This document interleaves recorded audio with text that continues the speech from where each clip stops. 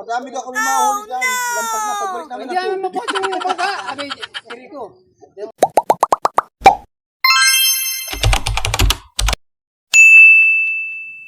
Hello, what's up mga Mars? Nagpunta nga kami ng Quezon Province at ito ang umaga na bumungad sa amin. Kakainan na nga ang lahat sa dahon ng saging. Abay, sobrang sarap. Kaya naman nga itong si Angelo ay ganadong-ganado sa pagkain. Ang sarap balikan ng ganitong buhay. Yung tipong wala kang platong uurungan. Hoy, para sa mga tamad lang yon. Habang kumakain niya ay napagkaganda ng natatanaw namin. Sa punto nga na ito ay naglakad-lakad na kami para pumunta ng bayan. Hindi kasi Mars maipasok yung motor dahil nga sobrang puti. Ang panahon nga dito ay biglang uulan tapos biglang aaraw. Pabor naman sa amin ng paglalakad dahil exercise din to. Abay mababanat na ang aming mga buto-buto na hindi nagagawa sa Nueva Ecija. Kahit sobrang nakakahingal ay nakangiti pa rin ang Mars ninyo. O diba? Ang ganda dito. Puro buko.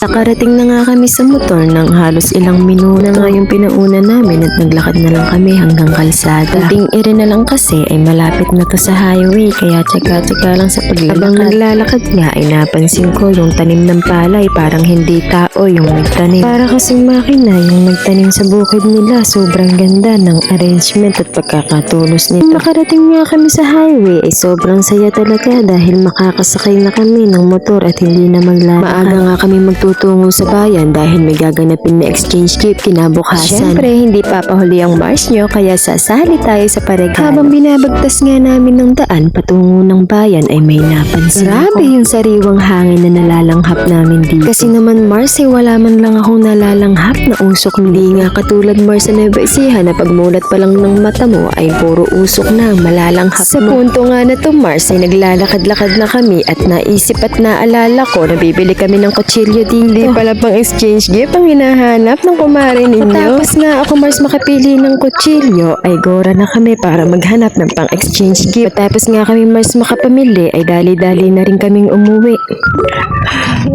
Alam mo. O, diba? Ano bang itsura? Bakit na? Lalakad kami. Paano na ata kami isang oras lalakad, Charis? Ay, sarap ng hangin! Hangin sa Quezon Province. Walang usok. Sige, sige. Fresh air. Oh, mamaya tuhod mo naman, hindi ka tatayo. Pagdating nga namin Mars sa bahay ay bumungad ang napagkalaking lobster. Grabe nga mga Mars, hindi ito nabili kundi nahuli lang sa ilog ng kuya utan namin. Kaya nga namin mamapak ng lobster ay syempre hindi mawawala ang pag-inom ng buko. Grabe Mars, sa dami ba naman ng buko dito? Tingnan natin kung hindi mawala ang UTI mo. O, tingnan nyo nga itong asawa ko.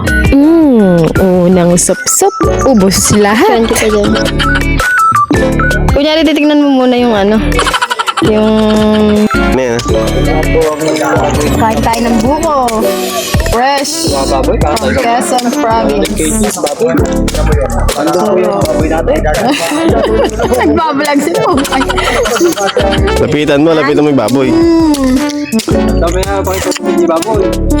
Yames. Fresh. Hindi na kailangan magnakaw sa Nueva Ecija.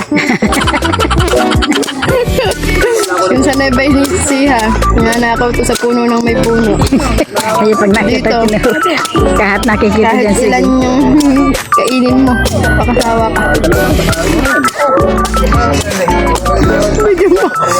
O, diba? Ang saya ng unang araw namin dito. Kaya naman don't forget to follow, like, comment, and share. O, siya Mars, maraming salamat sa panood. Ingat and God bless. Bye-bye! Madami daw kami mahuli dyan. Lampas na pagbalik namin. Hindi namin mapoto yung bangka. Abi, Rico.